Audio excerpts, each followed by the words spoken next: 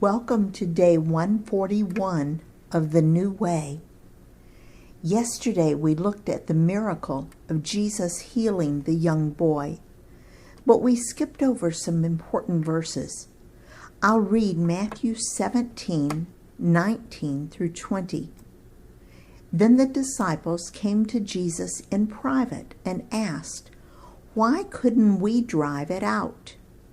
He replied, "Because you have so little faith. Truly, I tell you, if you have faith as small as a mustard seed, you can say to this mountain, 'Move from here to there,' and it will move. Nothing will be impossible for you." And I'll read Mark 9:28 and 29. After Jesus had gone indoors, his disciples asked him privately, "Why couldn't we drive it out?" He replied, "This kind can come out only by prayer." The disciples asked, "Why couldn't we heal him?" That's an important question, don't you think? Jesus told them that they forgot faith. What does that mean? I believe that they forgot who does the healing. I think they must have tried to heal the child with their own strength or their own faith or whatever they were depending on, but they forgot that they could not do it by self. We've talked before about Satan's powers and that he is stronger than we are in day 30. We've also talked about not confusing our faith with God's power on day 93. So I believe that the disciples were somehow trusting in themselves, or maybe in their position as apostles, to be able to remove this demon. It won't work. God and God alone can deal with Satan. Is that a problem for us today? Yes. We often assume that we can deal with our own problems and concerns and forget to consult God. As a result, we are often overwhelmed and defeated emotionally and physically.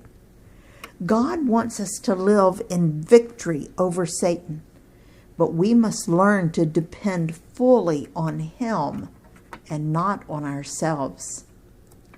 Note, some translations do not record Matthew 17:21 because it is not found in the earliest manuscripts.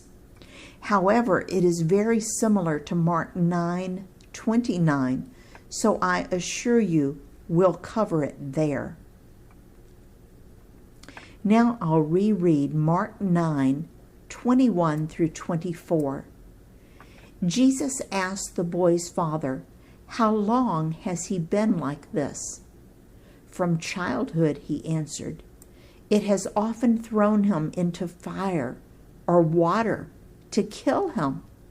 But if you can do anything, take pity on us and help us." "If you can," said Jesus. "Everything is possible for one who believes." Immediately the boy's father exclaimed, "I do believe. Help me overcome my unbelief." Mark records this conversation between the dad and Jesus.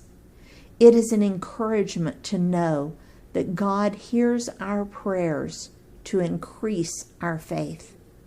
It only requires a tiny, tiny amount of faith. But if we place our faith in God, then we will see him work in mighty ways.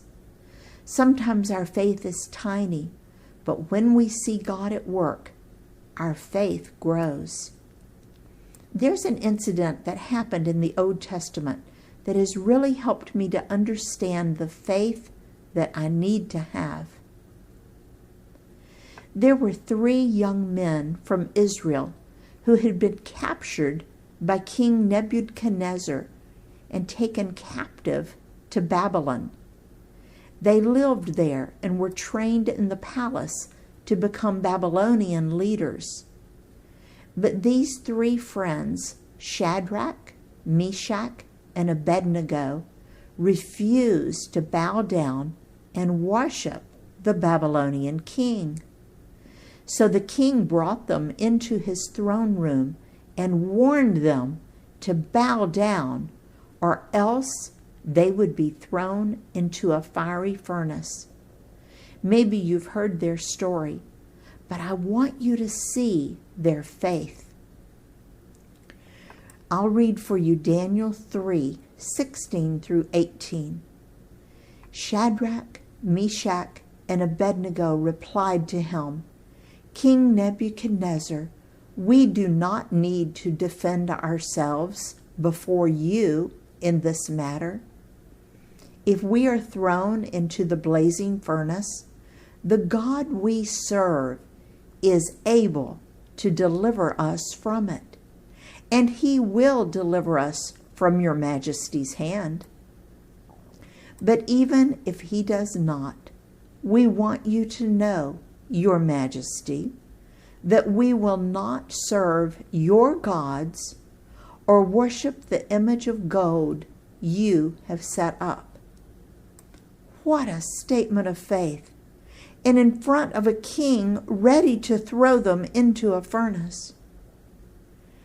I would say it's something like this.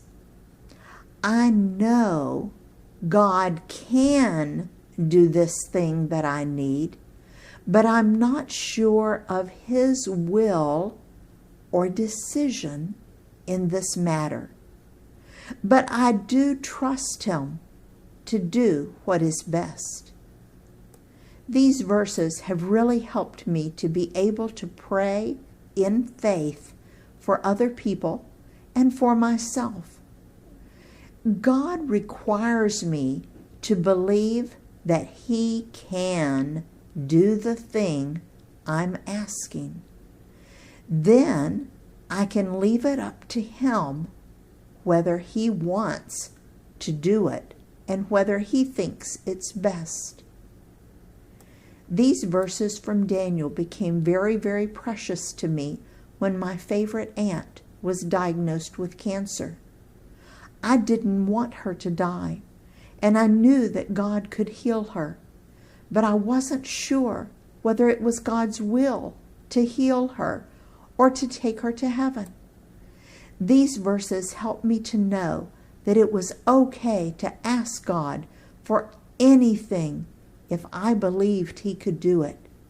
And then I could leave the results up to him. Many people pray the other way. They ask God for something, and if he chooses to not do it their way, they quit trusting and believing in him. That's just wrong. I believe it's a trap from Satan. I heard Gloria Gaither, a great Christian musician, say that the older she gets, the more open-handedly she prays.